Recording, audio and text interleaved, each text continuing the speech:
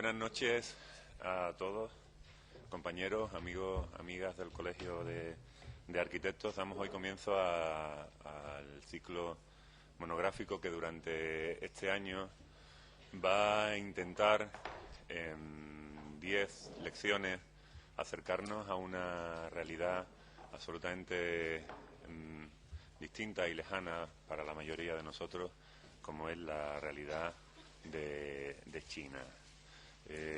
Esta experiencia que ya probamos el año pasado con otro país rico y complejo como es India,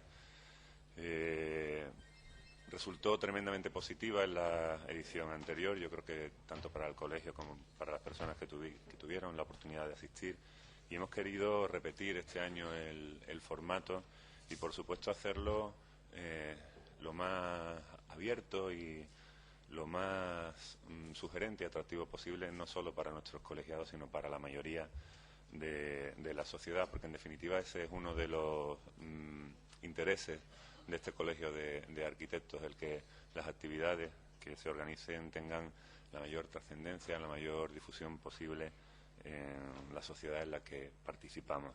En este sentido, el ciclo que hemos programado este año y en el que a mí me gustaría hacer una mención especial a Fernando Mejías como colaborador de este ciclo, coordinador de este ciclo de conferencias, y es un ciclo que intenta sintetizar y resumir algo efectivamente tan complejo como la realidad cultural, social, política, económica, artística de China. Por eso decía, en 10 golpes, 10 sesiones, vamos a intentar ir acercándonos progresivamente a lo que en definitiva nos interesa más a los arquitectos, que es el territorio, la ciudad y la arquitectura china. Así, durante la primera parte de este ciclo, de aquí a verano, tendremos 6 sesiones dedicadas, la de hoy a la sociedad y la cultura, la próxima en febrero a la antropología, más tarde en marzo hablaremos de arte, en abril de historia, en mayo de pensamiento y poesía y en junio de sociedad y economía. Todo ello acompañado por profesores, titulares, expertos, conocedores, algún ex embajador español en China como Eugenio Bregolat, todos ellos perfectos conocedores de esa realidad. Más tarde, ya después del verano, nos acercaremos específicamente al territorio, a la ciudad y a la arquitectura, de la mano de Rosa Cervera, de arquitectos que nos suenan ya más conocidos como Sol Madridejo y Juan Carlos Sancho Osinaga, o de catedráticos de composición e historia de la arquitectura como Carlos García Vázquez. Incluso tendremos con nosotros a un profesor de proyectos chino, Zhang Yiwang, que nos será la última referencia, la que ya nos acerque más a la arquitectura que hoy día se está haciendo en China. Como colofón de todo este programa, al igual que en el año anterior, pues realizaremos el viaje de estudios ya en diciembre, que terminará de acercarnos a los que podamos, a los que podáis, a esa realidad. Durante todas estas sesiones hemos querido este año estar acompañados por empresas líderes, empresas con una cierta presencia en el mundo de la arquitectura, que destaquen, digamos, de alguna manera, empresas selectas que destaquen cada una en el perfil o en el campo de la construcción en el que trabajan.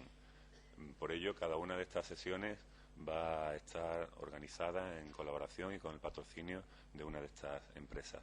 En esta ocasión, en la primera sesión, la sesión de hoy, nos acompaña una empresa puntera en el sector de la iluminación, que es Ferran. Ferran es una empresa cuya trayectoria ya es bastante dilatada, es una empresa que lleva 50 años en este sector, aunque a muchos probablemente no suene a nuevo.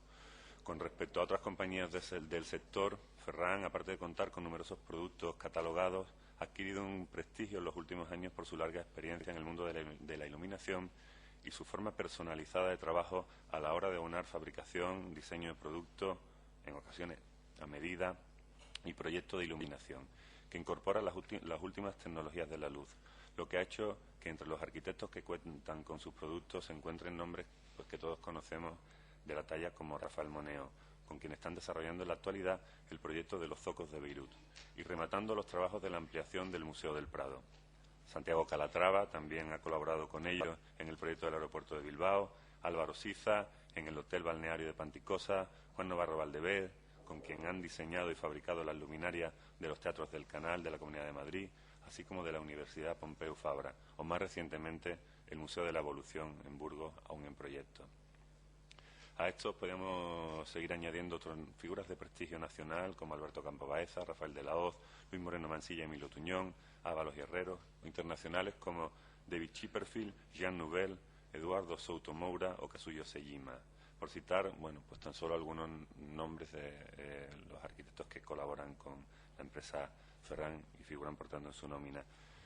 Quizás en esta forma de trabajar tenga que ver el hecho de que su director de diseño, que ha tenido la gentileza de acompañarnos, estar hoy aquí a mi izquierda, Óscar del Río, sea arquitecto, a la par que hijo del fundador y actual presidente de la empresa, en la que está acompañado por un excelente equipo humano que comparte ese grado de sensibilidad en el hacer perceptible tanto en los trabajos manuales del taller, prototipos, producción y montaje, como en la gestión personalizada del departamento de proyectos. Yo, como decano del colegio, quiero agradecerle especialmente a Óscar y a Pilar, su hermana, la participación en este ciclo de conferencias y acompañarnos en un día tan señalado. Ahí hay un madridista acérrimo, ¿eh? En un día tan señalado, como digo, como es este de la inauguración. Bien, me apuntan que además es del Atleti, así que el politono ha llegado en el momento más inoportuno, un sabotaje. Bien, pues le paso por tanto la palabra a Óscar, reiterando el agradecimiento desde el colegio por estar aquí hoy con nosotros y por la participación de su empresa en esta iniciativa. Muchas gracias, Óscar.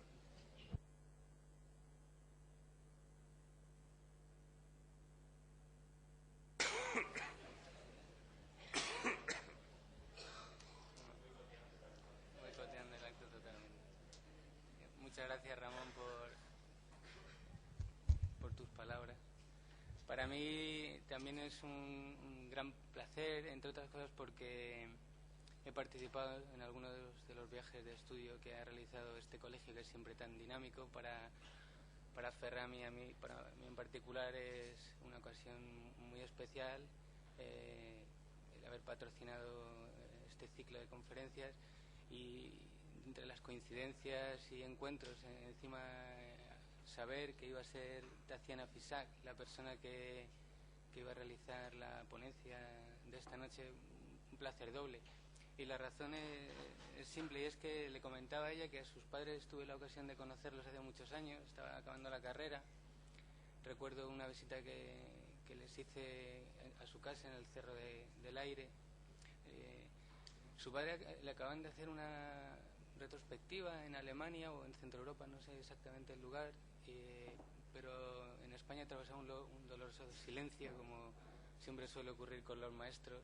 Y bueno, él nos enseñó obra que tenía cerca de su casa, y luego me alegró mucho cuando le hicieron la exposición en las arquerías de la Castellana, si alguien ha estado, alguno de vosotros, en Madrid, donde se realizan las exposiciones de arquitectura, y le recuerdo pues rodeado de un séquito de estudiantes y profesionales.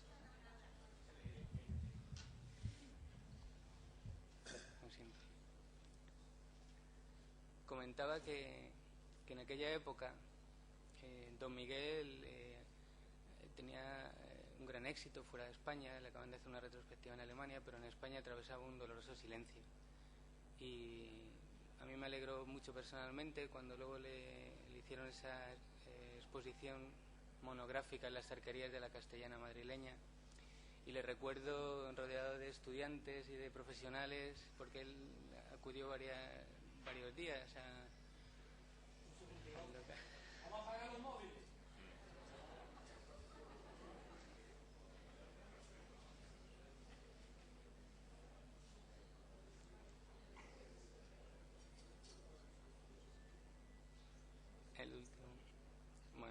simplemente para terminar, que para mí era un placer que Tatiana justamente fuera la persona que hoy hiciera la ponencia.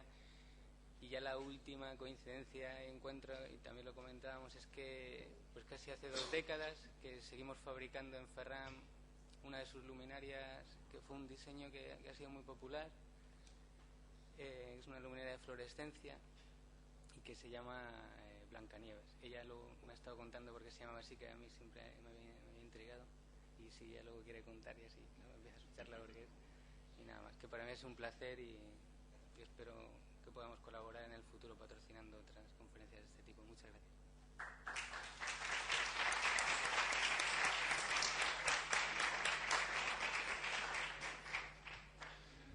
Muchas gracias, Óscar, de nuevo, y seguro que nos veremos por aquí más veces. Doy paso entonces vamos a dar paso a la conferencia de Tatiana Fisak, que ha titulado China del confucianismo al patriotismo económico. Tener a Tatiana aquí para hoy para nosotros es un auténtico privilegio. Efectivamente, es hija de un arquitecto que la mayoría de nosotros conocemos, de Miguel Fisak, una figura eminente de la arquitectura española del siglo XX, y eso la hace estar especialmente cerca de la sensibilidad y de los intereses, de las paranoias a veces de los arquitectos, con lo cual el que esté aquí, bueno, pues es un punto absolutamente favorable. Pero con independencia de eso, que podría incluso resultar anecdótico, Tatiana Fisak es una de las sinólogas más reconocidas, más prestigiosas del panorama internacional. Ella en la actualidad es profesora titular de Estudios de Asia Oriental en la Universidad Autónoma de Madrid y además es la directora del Centro de Estudios de Asia Oriental de esa universidad. Por lo tanto, es una persona con un vínculo absolutamente directo con la República Popular China. Es un vínculo, además, que nació hace mucho tiempo, porque efectivamente desde muy pequeña, y antes nos lo contaba, desde los 5 o 6 años ya su padre, que había tenido algún contacto con la realidad de China, aunque pequeño, pues se empeñó en que la hija aprendiese chino, ¿no? Y que se imbuyese un poco de esa cultura y de esa lengua.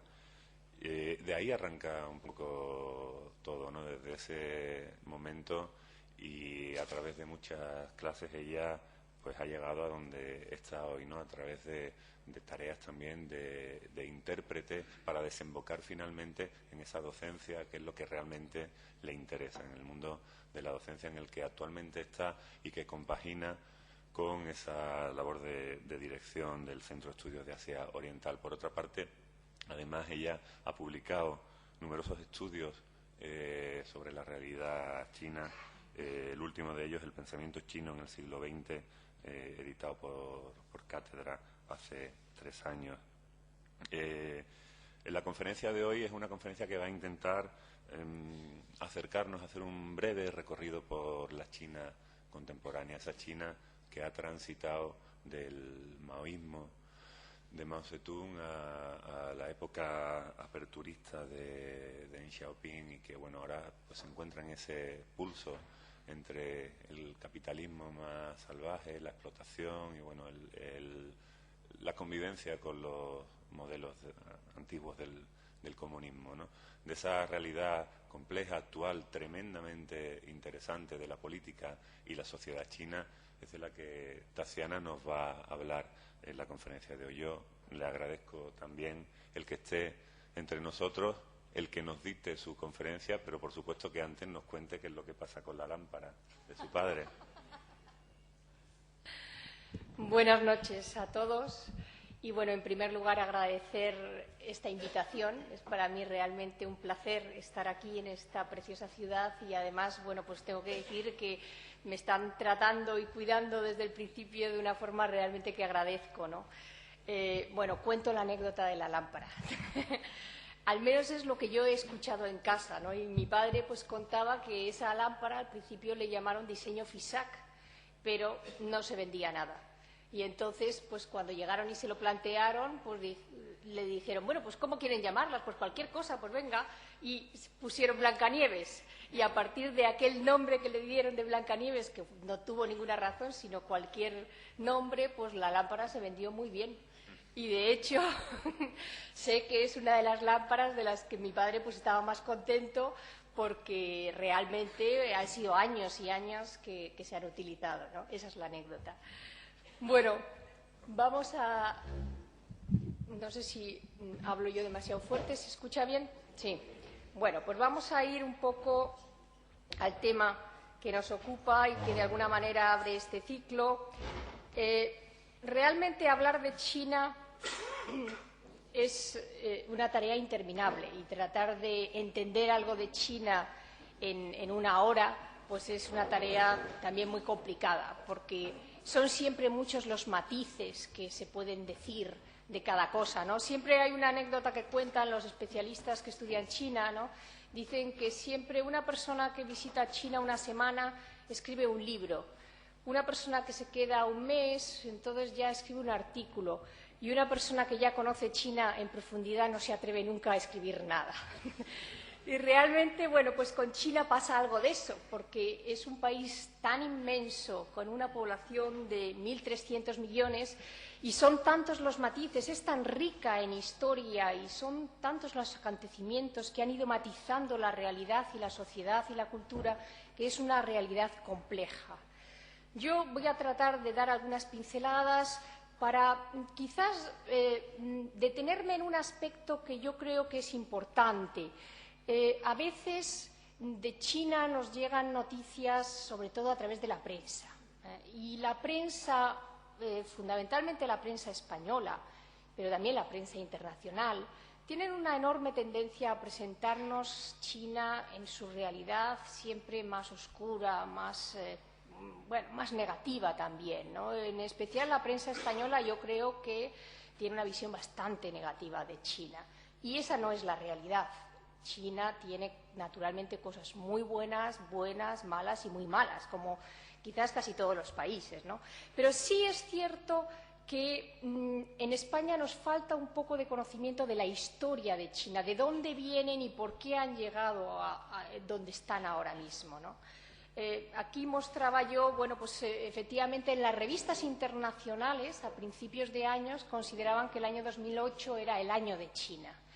Y era el año de China porque China ha tenido un desarrollo económico durante 30 años, que es un fenómeno que no ha ocurrido nunca en la historia, de un desarrollo continuo, pero a unos niveles de crecimiento muy importantes, de más de un 10% anual.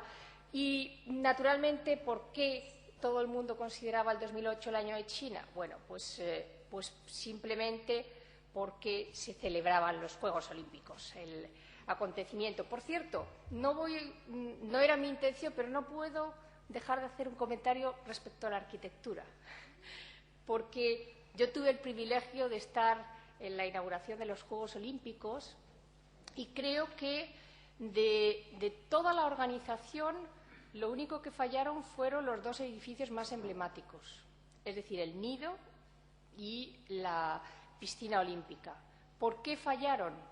Bueno, yo creo que los arquitectos extranjeros, los despachos que hicieron estos edificios, no tuvieron en cuenta el clima de Pekín. En Pekín, en esas fechas, es un calor muy húmedo, y el edificio es un edificio que en la parte superior las entradas que hay a las gradas, a los asientos, son estrechísimas, con lo cual no existe la menor corriente de aire en la parte superior del estadio, y yo creo que en mi vida he pasado el calor que pasé en la apertura de las Olimpiadas, pero aquello era realmente de exagerar. Yo tuve que salir inmediatamente a coger agua porque me desmayaba del calor, y creo que me bebí unos 4 litros de agua durante el periodo que duraron, las 4 horas que duraron la inauguración, y fue gracias al espectáculo, aquel espectáculo realmente que nos asombraba una tras otra las escenas, gracias a lo cual pude aguantar estar en el estadio. Y realmente, bueno, pues es un edificio espectacular, pero que en cuanto a su uso tiene enormes deficiencias. Y bueno, pues lo mismo, no voy a seguir hablando de arquitectura, naturalmente, que es un tema que, bueno, pues por la familia siempre me ha interesado, ¿no? Pero, bueno, pues China quiso, de alguna manera, transmitir al mundo una imagen. Y yo, personalmente, creo que consiguió transmitir una imagen de país con una enorme capacidad tecnológica, con una enorme capacidad de organización y, sobre todo, también quizás algo que normalmente no se piensa de los chinos, ¿no? En el acto inaugural yo creo que China desarrolló algo que normalmente de los chinos decimos que copian, ¿no? Bueno, pues yo creo que aquí no copiaron, sino que fueron originales y sacaron algo de ellos que mostraron al mundo de una manera magnífica. Pero, naturalmente, como decía yo, la prensa, y sobre todo la prensa española, pues organizó antes de los Juegos Olímpicos toda una crítica a la situación de los derechos humanos, a la situación Tíbet, a toda una serie de hechos, ¿no? Bueno, yo creo que a veces existe un enorme desconocimiento acerca de dónde vienen los chinos, cómo han sido los últimos 30 años y hacia dónde quieren ir ellos. Sinceramente, luego entraré más en detalle, pero creo que toda esa campaña periodística y política fue muy negativa sobre todo para la propia población china que quiere ir a mejor y que no vio un apoyo y un respaldo en sus amigos extranjeros, sino todo lo contrario, ¿no? Pero quizás para poder comprender bien la realidad de la China de hoy tenemos que remontarnos unos cuantos años más atrás. Y eso es lo que yo voy a intentar hacer. Remontarnos al periodo maoísta. Nos podríamos remontar al periodo de Confucio, pero no tenemos mucho tiempo para hacerlo. Y aunque luego haré alguna mención al confucianismo en la China actual, pero creo que voy a detenerme más en el periodo maoísta. Esta foto pertenece a la fundación de la República Popular China el 1 de octubre de 1949. En esa fecha es cuando Mao Zedong, desde la plaza de Tiananmen, proclama la fundación de la República después de un periodo de casi medio siglo de épocas muy turbulentas en la sociedad. Encontramos pues, la caída de la última dinastía Qin en 1911, todos los conflictos que había con las potencias extranjeras que tenían territorios en China, Japón, Francia, Estados Unidos, Alemania. Todos tenían una parcela, Gran Bretaña, Reino Unido, todos tenían una parcela de China. China también en la población tiene una guerra civil, una guerra sobre todo que se plantea entre el Partido Comunista Chino y el Partido Nacionalista, y son muchos años de guerras y de dureza y buscando un camino. Y cuando se instaura la República Popular China, la población acoge aquella situación con enorme entusiasmo, pensando que realmente las cosas iban a cambiar. Ahora bien, las cosas cambiaron, pero yo dudo que a mejor. Aquí, bueno, he puesto la figura de Mao Zedong porque Mao Zedong fue realmente un protagonista de excepción durante todo el periodo que va desde 1949 hasta su muerte en 1976. Y, bueno, he puesto aquí unas imágenes de arte pop porque la figura de Mao es una figura que se utiliza muchísimo en el arte, ¿no? Y yo tengo que reconocer que cuando veo esta utilización de la figura de Mao, que además es una utilización que se hace bueno, pues por todos los sitios y de forma muy recurrente, ¿no? Yo me pregunto si quienes utilizan de este modo la figura de Mao saben realmente quién era Mao y qué hizo Mao. Porque a mí me produce realmente un escalofrío ver esta utilización de Mao en el arte pop. ¿Por qué? Bueno, pues porque, a mi entender, Mao es la persona responsable del mayor número de muertos de la historia. Si nosotros hacemos un recuento de qué ocurrió desde 1949 hasta 1976, tenemos varias versiones acerca de cuántos fueron los muertos en tiempos de paz que tuvo la República Popular China, en tiempos de paz. Pero las cifras pues van desde 40 millones a 80 millones de muertos en tiempos de paz. Es decir, realmente más que en cualquier otra guerra u otro episodio que podamos pensar que ha ocurrido en la historia, ¿no? Y Mao fue un personaje determinante para todas estas catástrofes, todas estas campañas políticas que desembocaron realmente en un sufrimiento enorme para la población china. Voy a empezar un poco a contar algunas de estas campañas, porque creo que a veces son temas que desconocemos bastante. Esta es una foto de una de las campañas más terribles, el Gran Salto Adelante, que se inicia en 1958.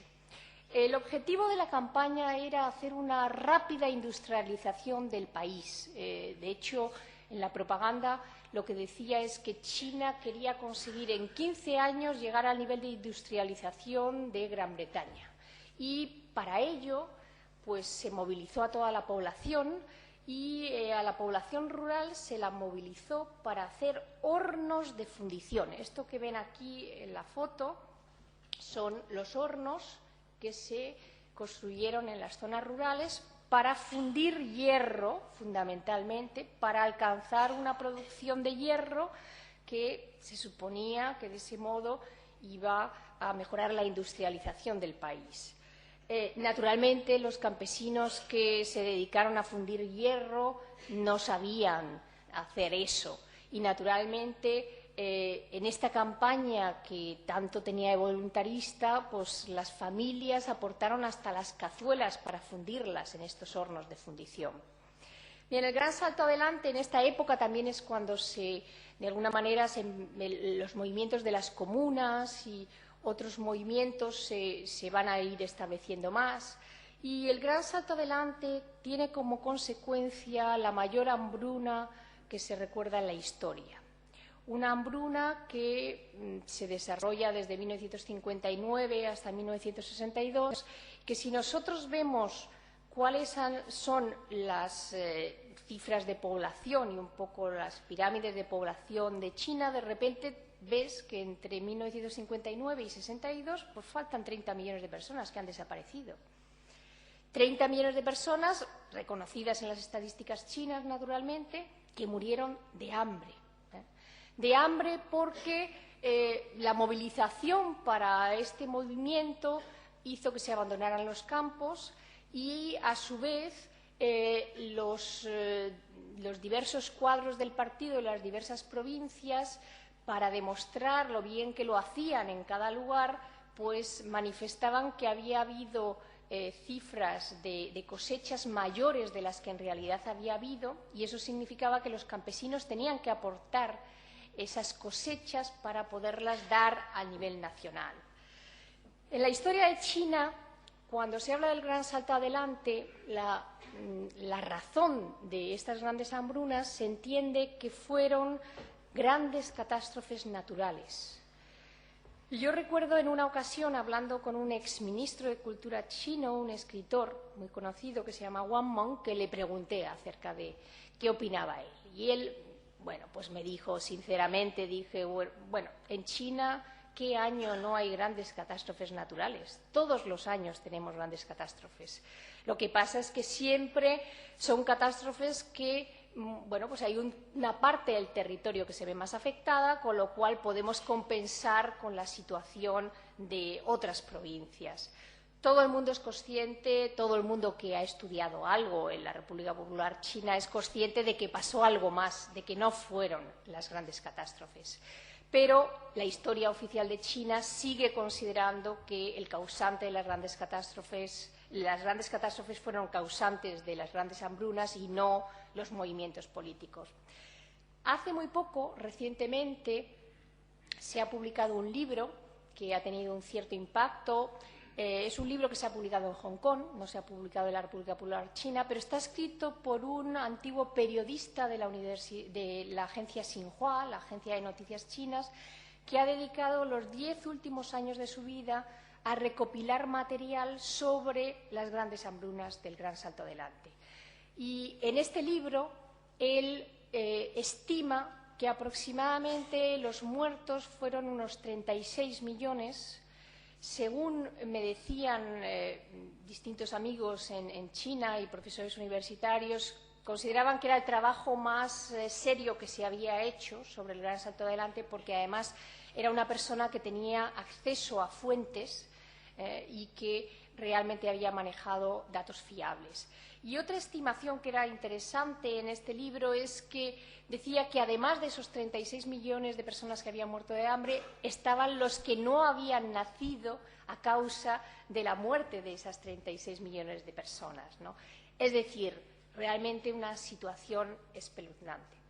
Pero el Gran Salto Adelante no fue la única campaña de la época de Mao, no, para nada. Podríamos detenernos en muchas, ¿no? Esta es una foto pues que probablemente pertenece a la campaña antiderechista. Esta es una campaña que se lanzó en 1957 contra lo que en China se denominan intelectuales. Por ejemplo, todos los arquitectos en China serían considerados intelectuales, porque es toda persona que tenga una cierta educación superior. Bien, en el año 56 Mao abrió un poco la mano diciendo que había que criticar al partido para que mejoraran las cosas, y muchos intelectuales se atrevieron a criticarles. El problema es que en el 57 todos los que se habían atrevido fueron considerados derechistas, y a muchos de ellos lo que hicieron fue humillarles públicamente.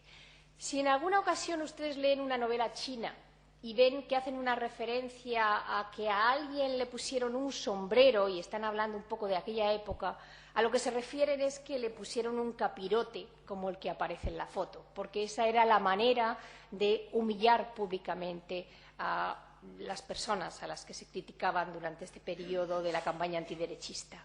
Muchos de los intelectuales que fueron criticados durante la campaña antiderechista fueron enviados a campos de trabajos forzados y, bueno, aunque les mandaron de un sitio a otro, pero realmente no les rehabilitaron, no pudieron tener una vida normal hasta después de la muerte de Mao y hasta su rehabilitación para muchos de ellos a partir del año 78.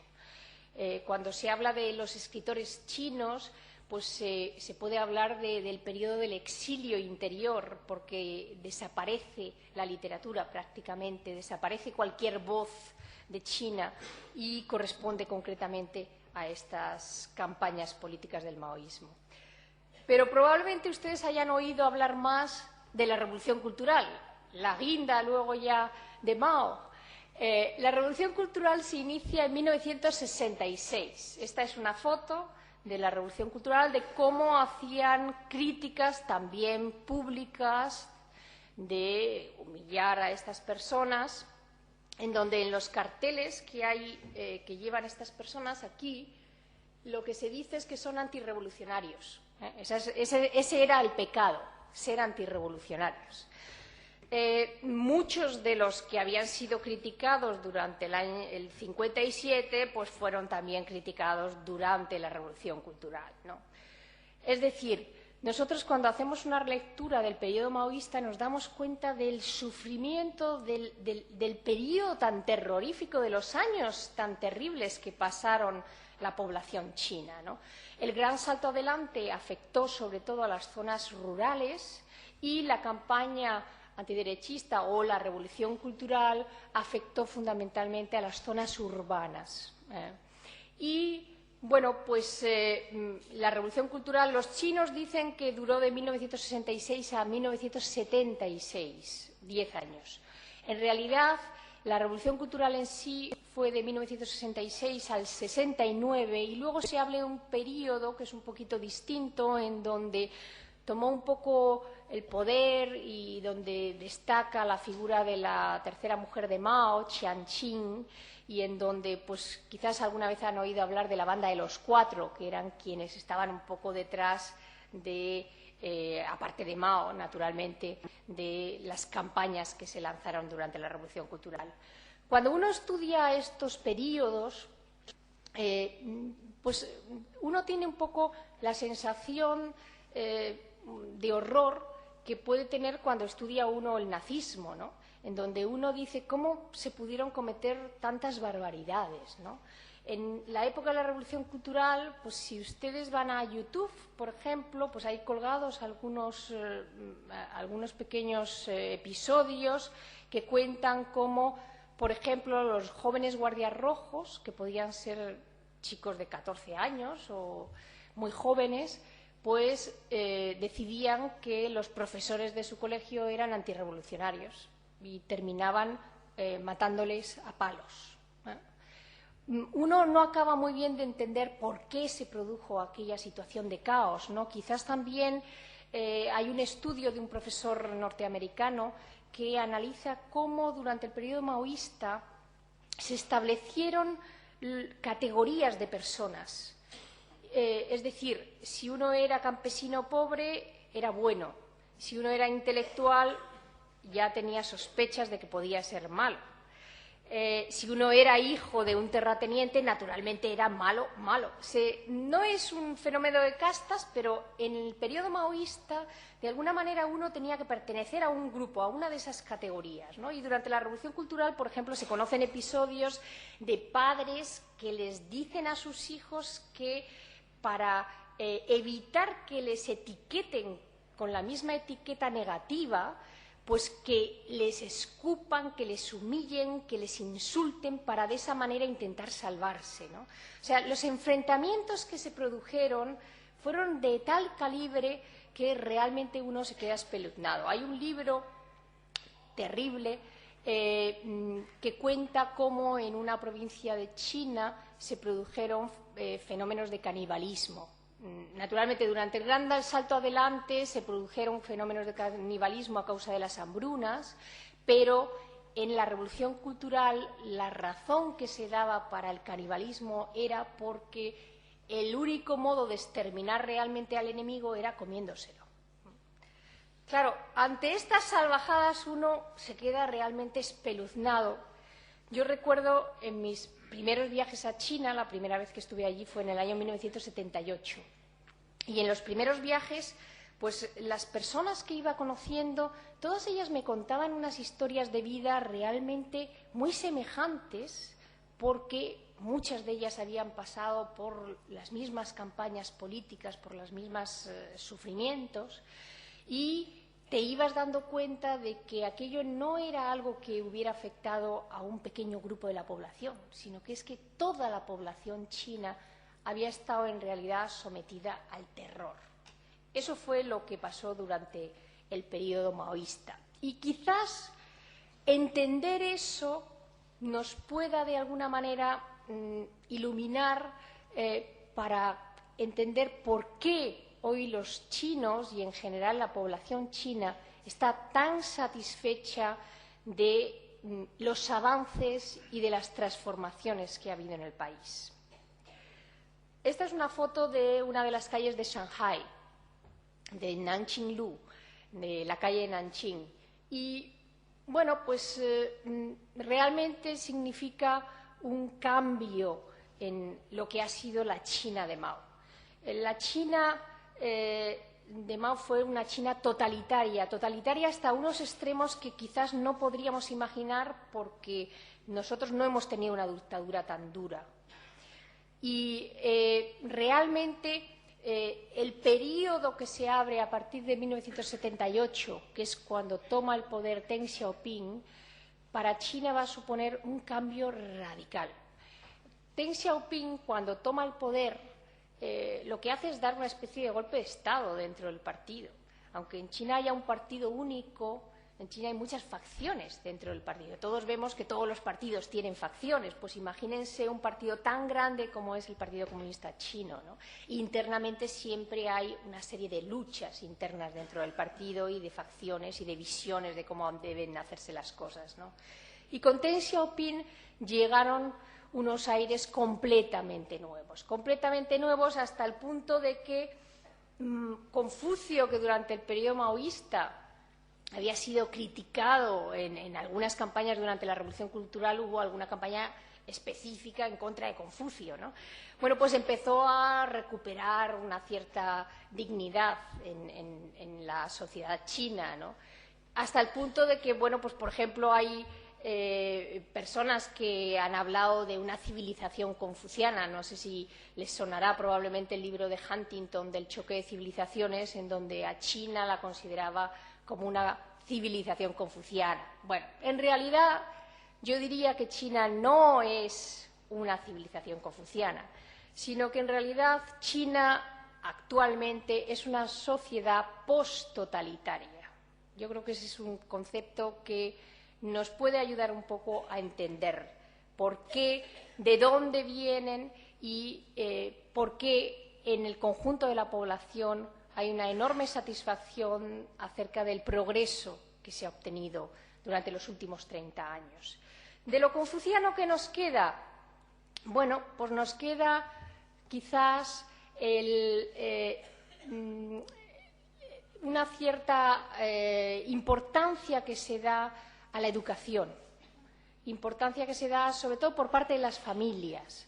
En China y sobre todo en las zonas urbanas, las familias son capaces de ahorrar, de hacer sacrificios con tal de conseguir que sus hijos puedan ir a la universidad o puedan ir al extranjero. La educación tiene, ese es un elemento que permanece confuciano, en el sentido de que Confucio en su época fue un personaje terriblemente revolucionario y terriblemente democrático.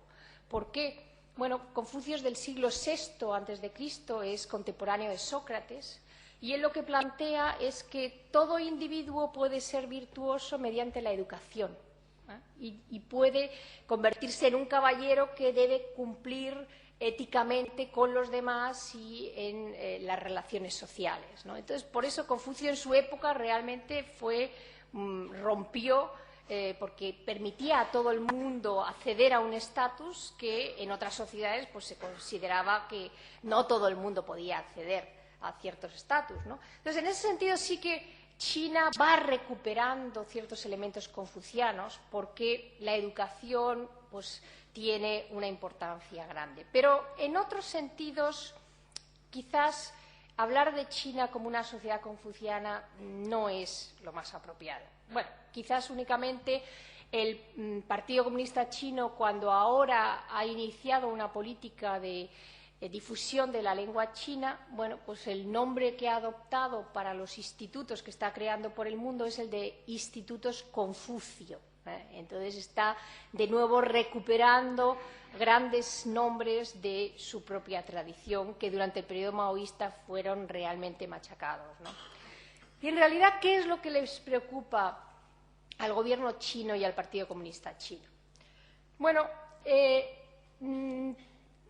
yo creo que es legítimo entender que ha habido un esfuerzo por parte del Partido Comunista Chino, un esfuerzo importante y continuado por mejorar la situación general de la población. Recuerdo no hace mucho tiempo, yo hablaba con una persona que era especialista en cooperación al desarrollo y entonces le pregunté, le dije, bueno, ¿cuál es el factor determinante para que el dinero que se da para cooperación al desarrollo pues se utilice bien y funcione? Y me sorprendió mucho su respuesta, pero me hizo pensar que coincidía realmente con el caso de China. Me dijo, lo más importante es el compromiso del gobierno de mejorar realmente la situación de su población. Si no hay un compromiso gubernamental, lo que se van poniendo son parches. Pero si hay un compromiso real, aquello empieza a funcionar. Y realmente el caso de China es un caso paradigmático.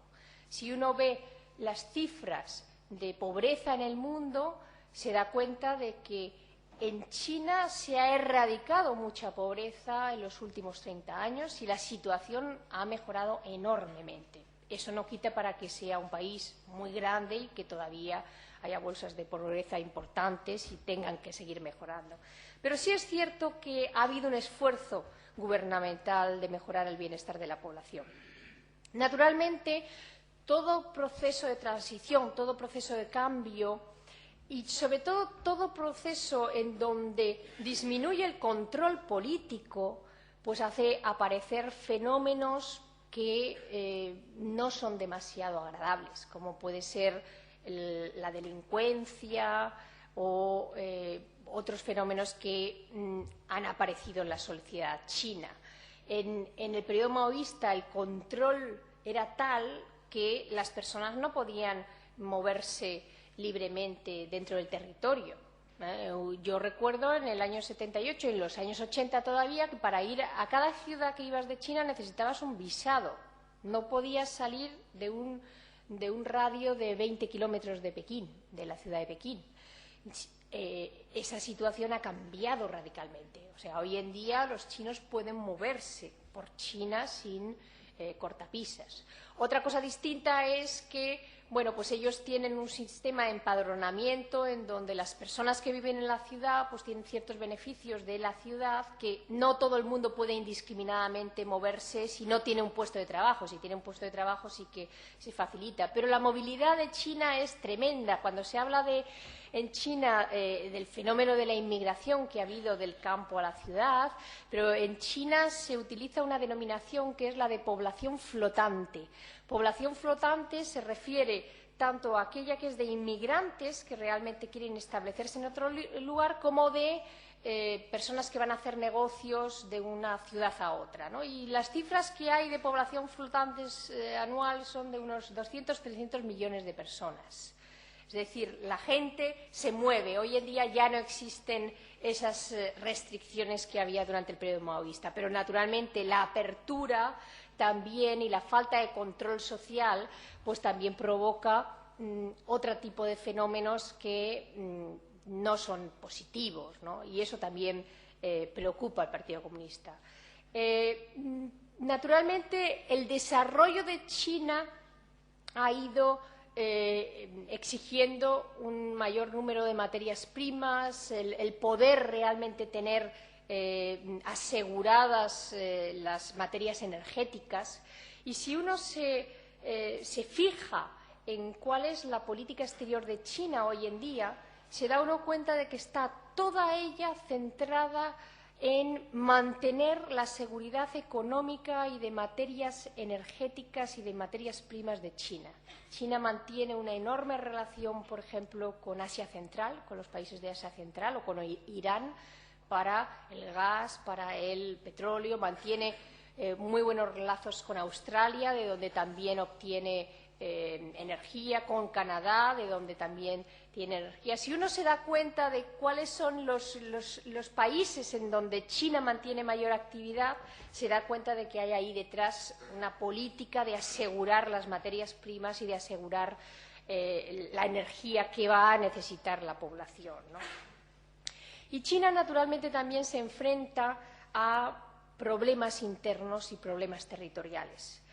Generalmente, no somos quizás conscientes de que China es un territorio muy amplio, con muchas diversidades culturales, y en China conviven más de 50 lenguas distintas. Los chinos no les llaman lenguas a algunas de ellas, algunas le llaman dialectos, pero pues nos encontramos con situaciones como, por ejemplo, Xinjiang. Xinjiang está en la zona del noroeste de China, frontera con Afganistán y con otros países del centro de Asia. En Xinjiang hay una cultura eminentemente islámica. Hay una enorme influencia del Islam y en Xinjiang hay unos movimientos independentistas que tienen enormes redes de relación con los talibanes, y algunos de estos movimientos independentistas son de carácter violento, terrorista. Hay algunos movimientos independentistas que son pacíficos también, pero que reclaman también la independencia, y otros que son violentos. Y China tiene problemas de terrorismo, como pudimos ver antes de las Olimpiadas, cuando hubo una serie de atentados. Y, pues en ese sentido, este no es un fenómeno nuevo. China ha tenido terrorismo desde hace muchos años. Lo que pasa es que ahora conocemos mucho mejor este fenómeno, porque durante el periodo maoísta nadie sabía nada de lo que ocurría dentro de las fronteras, ¿no? Otro tema sería, por ejemplo, el tema del Tíbet, naturalmente, pero el tema del Tíbet a veces yo creo que es uno más dentro del complejo territorio chino. Es mucho más complicado el tema de Xinjiang, por ejemplo, porque tiene facciones muy violentas dentro de los grupos que hay pro independencia y muy afines a grupos de Afganistán y a temas como puede ser hoy en día de Al-Qaeda, etcétera, ¿no? Pero no es ese el único problema de China. China también tiene, naturalmente, el conflicto con Taiwán. Tiene el conflicto, por ejemplo, con Burma. Es muy interesante cuando uno conoce que en Birmania hay una zona de territorio de frontera con China que es tierra de nadie realmente. Dentro de Birmania hay toda una zona en donde ni la Junta Militar birmana tiene poder, se utiliza moneda china en esa zona. Es decir, China tiene una frontera enorme y una frontera toda ella muy conflictiva. En donde algunos conflictos han ido a mejor, por ejemplo, con Vietnam. China en los años 70, a finales de los 70, tenía conflictos bélicos en la frontera con Vietnam y ahora pues mantienen una situación bastante pacífica. Hay algunos contenciosos que tenían territoriales, por ejemplo, con la antigua Unión Soviética, que luego han firmado una serie de tratados con Rusia respecto a ciertos territorios. O sea, toda la frontera es una frontera conflictiva. Y quizás muchas veces aquí solamente conocemos la situación del Tíbet, pero desconocemos el resto de los problemas. Y, naturalmente, el Gobierno actual lo que está es muy preocupado con la crisis económica. Con la crisis económica porque les está afectando enormemente, como a casi todos los países del mundo. Bien, estas son las preocupaciones del Gobierno, pero en realidad a los chinos urbanos que se han beneficiado de las reformas, ¿qué es lo que les preocupa? Bueno, si nosotros echamos una ojeada a las ciudades chinas y vemos, por ejemplo, cómo eran las viviendas de la época maoísta. Estas eran las típicas viviendas de la época maoísta. En la época maoísta no se podía tener propiedad privada, sino que las viviendas las compartías. Entonces tú tenías, por ejemplo, una habitación, que a su vez era el dormitorio, el cuarto de estar y todo, y tenías luego la cocina y los servicios que los compartías con otras familias. No era un piso de 100 metros, pues en un piso de 100 metros se podían perfectamente alojar 3 o 4 familias sin ningún problema, porque las casas eran realmente pequeñas y las condiciones eran realmente difíciles. Pero claro, como además estas no eran casas personales, sino que con mucha frecuencia te podían mandar a otro sitio, porque el partido decidía dónde ibas a trabajar y decidía si ibas a ir con tu marido o te iban a mandar al marido a un sitio y a la mujer a otro. Pues claro, la gente tampoco se preocupaba de las casas, y las casas eran realmente, pues como podemos ver en esta foto, pues bastante cochambrosas y se caían, estaban sucias, no eran ninguna maravilla. Por eso, en los chinos urbanos, yo creo que una enorme preocupación de los últimos años ha sido el tema de mejorar la vivienda. Si uno habla con un chino joven urbano, pues lo que le va a decir, ¿qué te preocupa? Bueno, pues me preocupa conseguir un buen trabajo, me preocupa encontrar a la chica que me guste y me preocupa a ver cómo me compro una casa.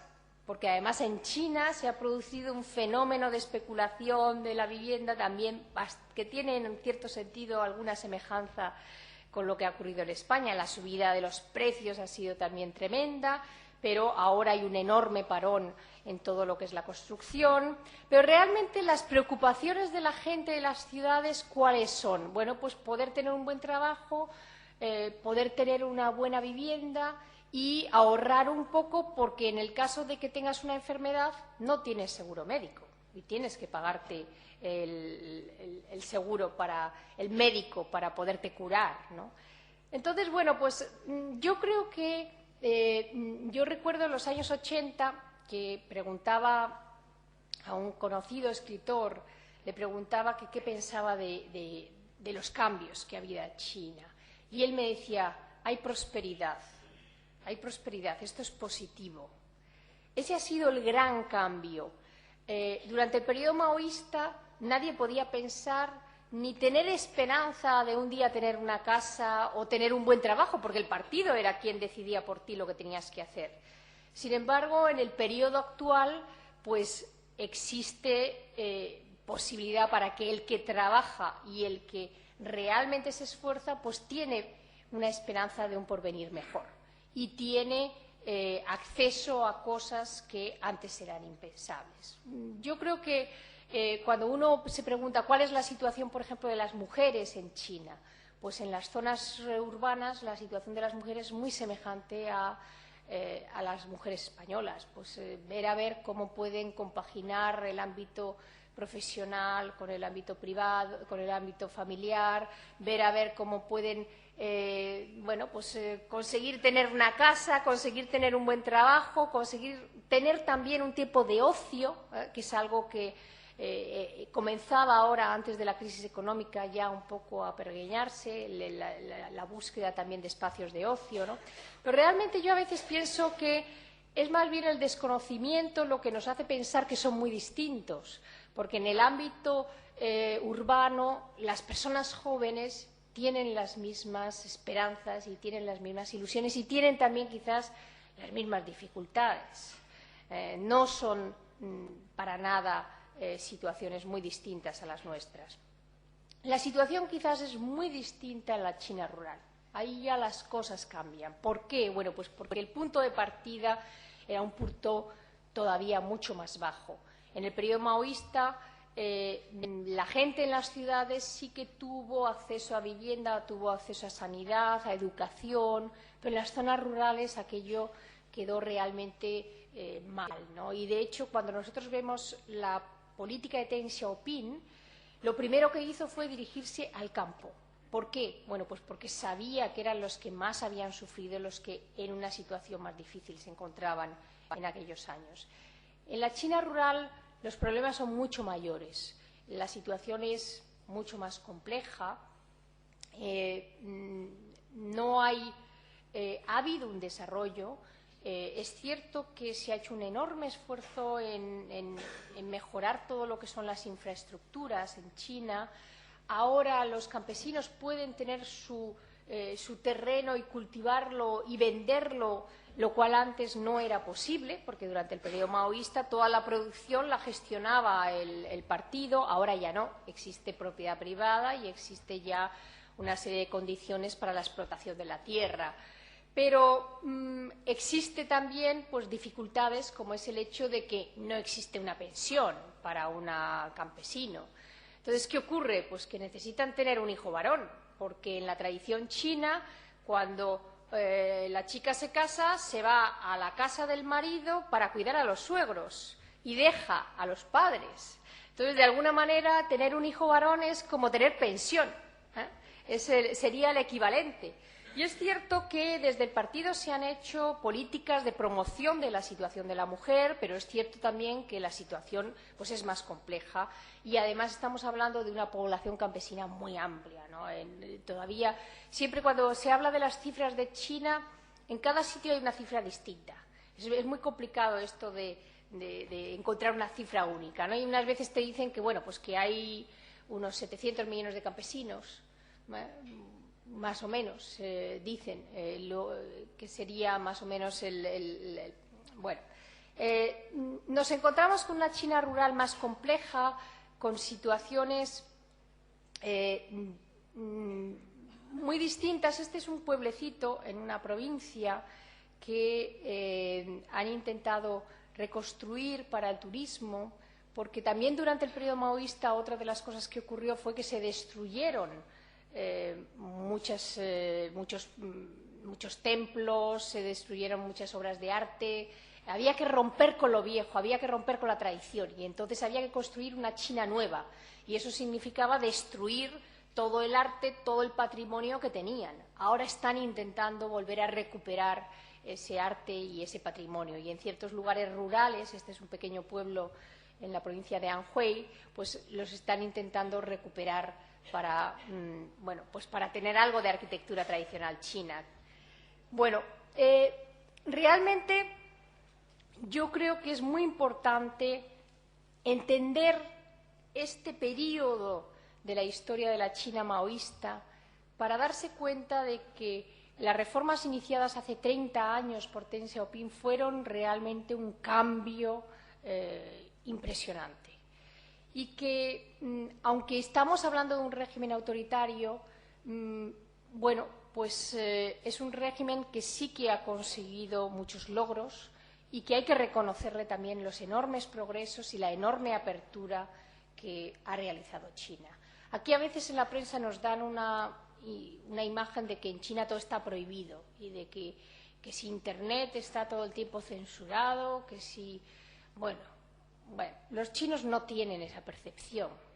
Claro, ¿por qué? Bueno, pues porque vienen de una época en donde aquella época sí que estaba todo prohibido. No se podía ni hablar en casa. Y ellos, hay muchos temas que desde el extranjero pues se mencionan que realmente no les preocupan. Por ejemplo, el tema del Tíbet. ¿Cuántos millones de tibetanos hay en China? Pues son alrededor de 5 millones de personas. 5 millones que han sufrido lo mismo que han sufrido todo el resto de la población.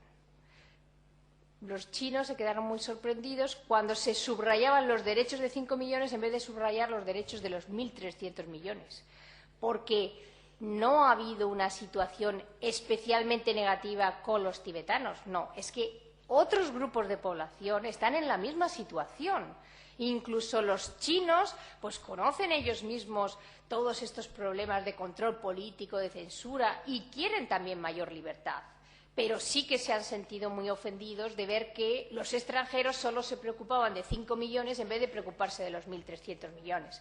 Y quizás ellos esperaban también una mano más tendida de Occidente al preparar los Juegos Olímpicos. Y aquí en la prensa pues no han salido aspectos muy positivos que han provocado los Juegos Olímpicos. Uno de ellos, por ejemplo, por dar un ejemplo, es naturalmente las infraestructuras de Pekín han mejorado notablemente. Yo me he quedado muy impresionada con el metro que han hecho, porque si no hubiera sido por las Olimpiadas no habrían desarrollado el metro como lo han desarrollado. El metro hasta hace muy pocos años eran 2 líneas y de mala manera, y ahora han hecho un metro realmente fantástico. Pero, por ejemplo, otros aspectos. La celebración de las Paralimpiadas en Pekín han tenido un impacto muy positivo. ¿Por qué? Bueno, pues porque ha sido la primera vez que los dirigentes chinos daban importancia a personas que tenían discapacidades. Y me contaban investigadores que estaban trabajando desde hace años en el tema de la discapacidad y cómo sacar políticas públicas para mejorar la situación de los discapacitados, pues que las Paralimpiadas habían tenido un impacto muy positivo y que esperaban que de esa manera se diera un cierto impulso a ese tema. O sea, en muchos temas ha sido positivo, aunque naturalmente ellos se han sentido muy defraudados por lo que ha sido el modo en que se ha apreciado el esfuerzo desde fuera de China, ¿no? Bueno, mucha gente se pregunta, ¿será China la superpotencia del siglo XXI? Yo creo que allí hay 3 retos. Lo que voy a llamar yo el reto tecnológico y científico, el reto político y el reto económico y social también. El reto tecnológico y científico yo creo que ya está encaminado. ¿En qué sentido? Nosotros en España tenemos un poco la imagen de China como de las tiendas de los de chino a 100. Y la marca de Made in China, pues en realidad es como una marca de producto de mala calidad. La realidad no es así ya. China ha hecho un desarrollo tecnológico impresionante en los últimos años. Yo cada año que he ido a China he conocido las nuevas tecnologías siempre de manos de amigos chinos. Recuerdo un año que llegué y dije, tengo que comprar unas cintas de vídeo, y me dijeron, eso ya no existe, ya no hay vídeos, aquí ya el DVD, el vídeo ya hace mucho que ya no existe. Recuerdo otro año que un amigo mío pues me regaló una cámara de fotos digital. yo todavía en España no era una cosa normal. Y luego, pues yo todos estos pendrives o todos estos lápices digitales de memoria que se utilizan ahora tan frecuentemente, pues el primero que tuve me lo regaló un amigo chino. Y naturalmente cada vez que yo voy a China, pues me entero de cuáles son los últimos modelos del teléfono móvil, porque allí en las ciudades los ves mucho más, los últimos modelos, que aquí. Entonces, esa percepción que tenemos de China como un país así de medio pelo, pues en el reto tecnológico nos lo demostraron poniendo un hombre en el espacio justamente en el año pasado. El año pasado pusieron un astronauta en órbita y siguen con toda una serie de programas espaciales que precisan de una tecnología muy desarrollada para poder llevarse a cabo y que no muchos países pueden llevar a cabo. Justamente la semana pasada estaba yo comiendo con una persona, una persona de Telefónica que se interesaba por comentar conmigo ciertas cosas sobre China y me decía que él no tenía ninguna duda de que el mayor desarrollo tecnológico se estaba llevando a cabo en China y que China iba a ser puntera en todo lo que era tecnología de comunicaciones en muy poco tiempo. Entonces, quizás ahí nosotros en España tenemos una percepción un poco errónea porque tenemos una población inmigrante china que ha venido aquí, sobre todo en los años 80 y 90, que es justamente la de menor nivel cultural en China. Yo, en muchas ocasiones, profesores chinos que vienen a la universidad pues me manifiestan un poco su malestar cuando ven a la población inmigrante porque consideran que en realidad es la parte más inculta de China la que viene aquí. Y a eso hay que añadir que, claro, otros países como puede ser Estados Unidos o incluso Francia o en otros lugares, pues se ha promovido la inmigración de personas de nivel cultural alto, pero en España siempre nos ha llegado el nivel cultural más bajo y no solamente no se promueve la inmigración de personas de nivel alto, sino que se para y que tenemos una política bastante, bueno, no muy positiva para mejorar nuestra población china y el nivel cultural que tienen, ¿no? Bueno, en las Olimpiadas quizás este reto tecnológico también nos lo demostraron, hicieron una demostración de toda una serie de artificios tecnológicos que realmente resultaban muy sorprendentes, ¿no? Y junto a este reto tecnológico va unido con un reto económico. Esta es una foto de la orilla de Shanghái, en donde se han desarrollado los rascacielos de Shanghái. Y, bueno, pues Shanghái es una de las zonas ahora mismo en donde hay un mayor nivel de desarrollo económico y en donde muchas de las marcas que nosotros pensamos que son marcas de renombre, bueno, pues tienen todas ellas sus fábricas en la zona alrededor de Shanghái. Y realmente es uno de los lugares que ha conseguido un mayor nivel económico, pero quizás sea el lugar más desarrollado de China, pero eso no ha llegado al conjunto de los chinos, ¿no? Y quizás ahora, con la crisis económica, bueno, pues tengamos que ver hacia dónde se decanta el gobierno chino, porque, como decía antes, el partido tiene muchas facciones y hay facciones que ante la crisis económica lo que han dicho es que hemos hecho mal de abrirnos al mundo, tenemos que cerrarnos y nuestra economía no puede tener tanta dependencia de lo exterior, del comercio con Estados Unidos o de la exportación.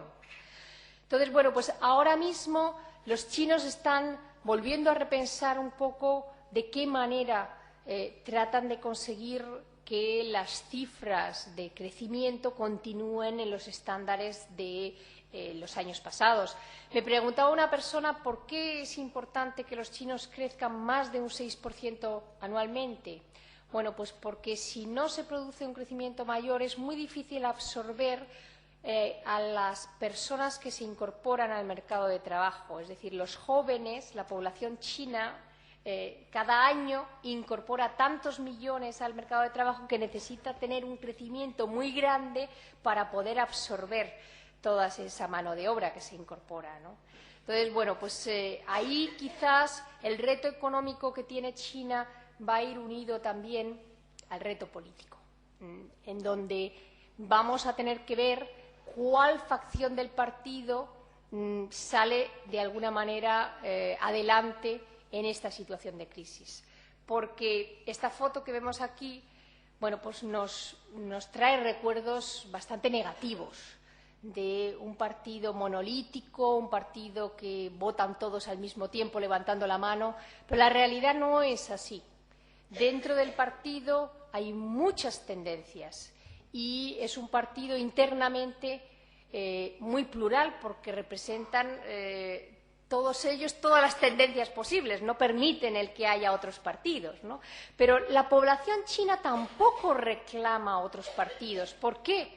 Pues porque ellos saben que un país de 1.300 millones de habitantes no es fácil de gobernar y que no hay un líder carismático que vaya a darles la gran solución. ¿Por qué? Porque no quieren volver a épocas en donde grandes líderes carismáticos se convirtieron en grandes dictadores. Y por eso, para la población china, muchas veces no es la petición de democracia lo más urgente, sino la petición de que el partido se preocupe de su pueblo, se preocupe del bienestar de la sociedad y vaya poco a poco progresando. Yo recuerdo un documental muy bueno que se hizo a partir de las matanzas que se produjeron en 1989, las matanzas que ocurrieron en la plaza de Tiananmen a raíz de unas manifestaciones que hubo de estudiantes. Quizás ustedes recordarán aquella imagen de un chino que estaba parado delante de un tanque. Bien, yo recuerdo la imagen de una madre cuyo hijo murió en esas matanzas y que decía una frase que realmente te dejaba un poco tembloroso, ¿no? Porque ella decía, nosotros no queremos más revoluciones, nosotros lo que queremos es un cambio pacífico y progresivo. Y ella misma, de alguna manera, no entendía que aquella demanda que en aquel momento aquellos estudiantes que se habían atrincherado en la plaza de Tiananmen no había dado resultado y que ya los chinos están hartos de muertos, hartos de revoluciones y que lo que quieren es que su país mejore, que los gobernantes sean menos corruptos y que poco a poco mejoren los derechos humanos y la libertad de expresión. Pero todo ello siempre y cuando pues, la población tenga, pues, por ejemplo, acceso a la educación, acceso a la sanidad. Hace justamente unos días se aprobó en China, por parte de la Asamblea Nacional, creo que fue, una nueva ley que en donde han hecho una aportación económica importante para tratar de implantar un sistema sanitario al conjunto de la población, al menos un sistema que cubra lo que podría ser unos mínimos. ¿Por qué? Bueno, pues porque durante el periodo de Deng Xiaoping los chinos fueron tanteando a ver qué modelo cogían y cogieron el modelo norteamericano, es decir, que cada uno se pague su sanidad. Y al cabo de un tiempo se han dado cuenta de que ese no era el modelo que les podía resolver el problema y quieren buscar otros modelos. Pero claro, son modelos que no es fácil implantar de un día para otro. Pero bueno, al menos sí que uno ve que hay una cierta progresión y cuando uno ha tenido la oportunidad de viajar a China a lo largo de tantos años, como ha sido mi caso, pues es difícil negar que China ha progresado mucho, que se ha abierto, que las libertades que hay son inmensas y que existe un conjunto de la población que no demanda democracia, que lo que demanda es el respetar, el poder tener un futuro, un trabajo, una comida, una sanidad, una educación. Así que, bueno, yo dejaría ya un poco mi charla aquí, intentando entender que el Partido Comunista Chino sabe lo que quiere la población y sabe que también si no mejora la situación y no genera una cierta prosperidad, puede estar en peligro, porque la situación de China ya no es la situación del totalitarismo. La gente también reclama cosas. Y en ese sentido, la gente reclama que haya un mayor número de personas que tengan acceso a una cierta prosperidad y a vivir mejor, ¿no? Y por eso yo creo que también a veces hay que, siguiendo un poco las políticas que se hacen en China, reconocer que al menos tenemos un partido que sí que se preocupa por tratar de mejorar la situación de la población. Eso creo yo que es lo que ocurre hoy en día en China. Así que, bueno, pues dejo aquí mi charla y les dejo un poco abiertos a si quieren hacer alguna pregunta o quieren que hablemos de algún tema de los que he mencionado o cualquier otro.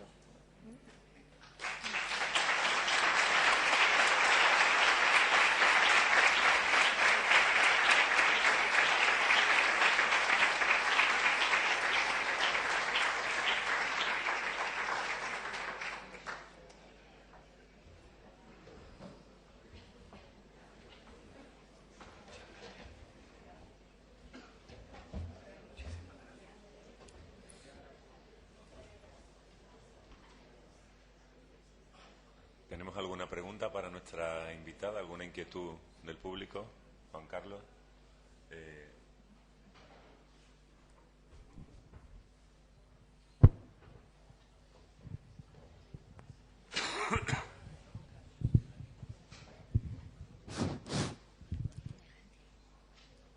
Sí. Bueno, yo quería hacer dos pequeños comentarios y una pregunta a una curiosidad simplemente.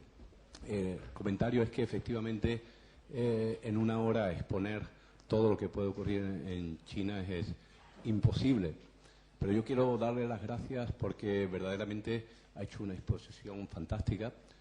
A mí personalmente me amplía las ganas de ir a China y por lo tanto le vuelvo a reiterar las gracias por lo bien que nos lo ha presentado. Un comentario es, si usted nos dice que la China tiene unas preocupaciones, el pueblo chino tiene unas preocupaciones como es el tener un trabajo, el conseguir un coche, el encontrar su amada o su amado y cómo va a conseguir una vivienda, yo diría que esa es la preocupación mundial en cualquier país, que no es exclusivo de la China. Me gustaría que me comentara un poco por qué a lo mejor usted nos expone ese aspecto que es mundial. Y para terminar, la pequeña pregunta, que podría hacer muchas, pero también, igual que en una hora no se puede exponer todo lo que ocurre en China, tampoco voy a hacer tantas preguntas como se me ocurriría, pero una simple, muy simple y también simple curiosidad es ¿qué ocurrió con todas esas viviendas, supongo, populares, que son las que iban repartiendo de manera casi desordenada? ¿Qué ocurrió con el cambio, con todas esas viviendas? ¿Quién se las quedó? ¿Cómo se repartieron? ¿Se demolieron por su estado en el que nos ha dicho que está muy mal? Sí. Sí, gracias. Sí. Bueno, muy brevemente, ¿por qué subrayo esto de que los chinos jóvenes pues lo que desean es un trabajo, una vivienda? Pues porque yo creo que muchas veces convertimos al otro, al que no conocemos, en una persona como muy exótica, como alguien como muy distinto. Y yo es que creo que son muchas más las cosas que nos acercan y que nos asemejan que las que nos diferencian.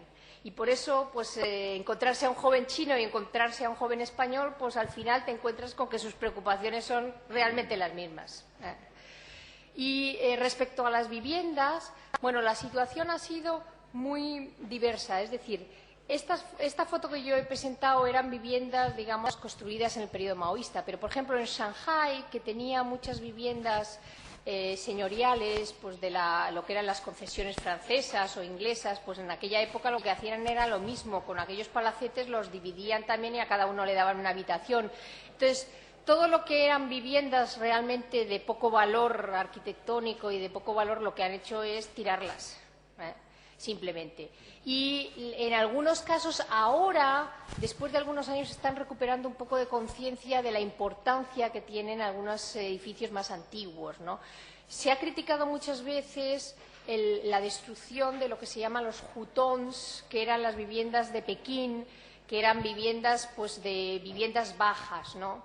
Claro, ¿qué ocurría? Bueno, pues son viviendas bajas que no tenían ni alcantarillado, ni agua corriente, ni servicios en ningún sentido, y que en la época en la que empezó el proceso de transición, pues tampoco tenían dinero como para, o no tenían sensibilidad ni cultura como para dedicarla a esos hutongs, y entonces, bueno, pues muchos de ellos también los destruyeron. Ahora la situación se ha invertido. Ahora en Pekín, por ejemplo, pues los alquileres más caros que uno puede encontrar son de esas viviendas que han sido rehabilitadas, de origen como más popular, pero que claro, que ha costado mucho dinero habilitarlas porque eran viviendas que realmente eran bastante difíciles para vivir, ¿no? La vivienda tradicional china, pues es con un gran patio cuadrado interno y son pabellones alrededor de ese patio, ¿no? Y en una ciudad como Pekín, que en invierno tiene temperaturas muy frías, pues esa configuración de patio, que tienes que pasar por el patio para ir de un lado a otro, pues realmente no era lo más cómodo. Entonces, la situación ha sido muy heterogénea, pero al principio no hubo mucha sensibilidad con lo que era la arquitectura, pero porque también durante el periodo maoísta se había destruido todo lo que podía valer mucho, y lo que había tampoco era enormemente valioso, aunque, como he mostrado, pues en algunos casos algunos pueblos y algunos lugares están intentando recuperarlos. ¿Tenemos alguna pregunta más para nuestra invitada?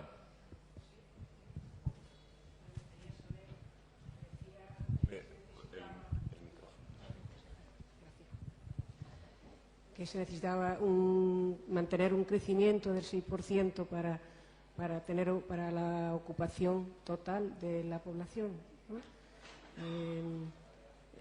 ¿Eso quiere decir que a pesar de la crisis allí no hay paro? No, allí hay paro, como en todos los países. Yo creo que no hay ningún país del mundo que no haya un porcentaje de paro, ¿no? Pero lo que pasa es que ese 6% es para incorporar a los jóvenes que se incorporan cada año al mercado, para poder dar un empleo más. Por eso las tasas de crecimiento de los últimos 30 años han sido de una media de un 10% anual, lo cual ha permitido una mayor prosperidad, claro. En algunos casos ha habido años que ha habido un 14% de crecimiento incluso, ¿no? Y han sido realmente también, históricamente, nunca se ha producido un fenómeno de crecimiento continuo durante tantos años en ningún otro lugar más que en China. Y otra cosa, por favor, la vivienda está protegida o cómo se protege, de qué manera la vivienda, si es mixto o cómo funciona. Bueno, la situación es muy variopinta porque además la propiedad de la vivienda ha sido progresivamente liberalizada, es decir, al principio todas las propiedades eran del Estado. Y luego se introdujo la posibilidad de poder tener vivienda propia los chinos de las zonas urbanas. Luego, se han ido introduciendo ahí muchas variables, ¿no? Incluso, por ejemplo, la posibilidad de adquisición de viviendas por parte de extranjeros. Bueno, pues todos esos son procesos que no se han dado de repente, sino que han sido progresivos y que van cambiando y mejorando. Ahora mismo hay en las zonas urbanas, tradicionalmente el puesto de trabajo te facilitaba la vivienda también, e incluso, por ejemplo, un campus universitario pues tenía los dormitorios donde estaban los estudiantes, pero también las viviendas donde vivían los profesores. Era terrible, o sea, por todo el mundo viéndose todos los días a todas horas. Bueno, sin poder salir de allí. Pero bueno, esa situación ya ha cambiado. Entonces, por ejemplo, pues en las universidades han dado ayudas a los profesores para que compraran, pudieran, o la universidad ha hecho promociones de viviendas o ha dado ayudas para que los profesores pudieran comprarse la vivienda fuera, porque han eliminado ya completamente el antiguo sistema, que era que cuando tú llegabas a la universidad te daba vivienda, te escolarizaba al niño y te daba la sanidad. Eso ya no existe. Entonces hay mecanismos ya muy distintos. Hay una situación mixta completamente, pero naturalmente una cosa es la ciudad y otra es el campo. En el campo no hay tantas ayudas por parte del Estado. Sí, o sea, ahí las tierras antiguamente eran propiedad también del Estado y progresivamente se ha hecho una distribución de las tierras. Pero todo el tema ha sido muy complejo porque, por ejemplo, pues si al principio se hizo una distribución en donde era por cabezas de familia, luego se empezaron a complicar las cosas de herencia, de qué papel jugaban las mujeres, porque claro, si tú a un cabeza de familia le das unas tierras y luego la mujer se quiere divorciar, ¿qué pasa? Ella no es propietaria de nada. ¿Sí? O sea, ha habido toda una complejidad de desarrollo legal que no existía y que sigue todavía desarrollándose progresivamente.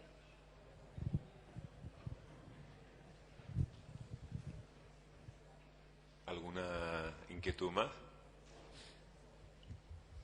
Bien, pues entonces agradecer de nuevo a Taciana el haber estado con nosotros y por supuesto felicitarla por su magnífica intervención que nos abre este ciclo, que nos introduce perfectamente a las conferencias que van a continuar. La siguiente cita es el jueves 19 de febrero, que tendremos con nosotros en ese caso a Gladys Nieto, que es profesora titular de Antropología China en la Universidad Autónoma de Madrid, y dictará una conferencia sobre la visión del otro, la visión antropológica del otro en China.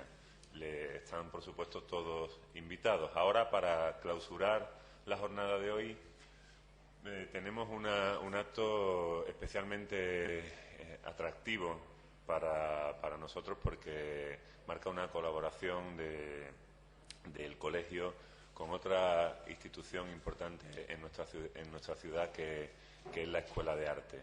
Hoy está con nosotros precisamente su director, Luis Gonzalo González. Yo quiero agradecerle formalmente la colaboración con este colegio que se ha materializado en la exposición que tenemos aquí al lado y que ahora vamos a inaugurar. Una exposición que se titula Aires de Oriente y que intenta dar una visión de esa nueva arquitectura que se está desarrollando en China, de la que algo nos ha contado Taciana, a través de una artesanía tradicional como es la artesanía del abanico. A mí me gustaría, primero, por supuesto, agradecer y felicitar a la escuela por el espléndido trabajo de los alumnos que ahora vamos a ver, y por supuesto a la profesora Rosa Rodríguez Pastrana, que está aquí también con nosotros, que es la que ha estado liderando estos trabajos, y me gustaría que subiera aquí al estrado para presentar esta exposición y ya, sin más, dar paso a la inauguración de la exposición y a la copa. Muchas gracias, Rosa.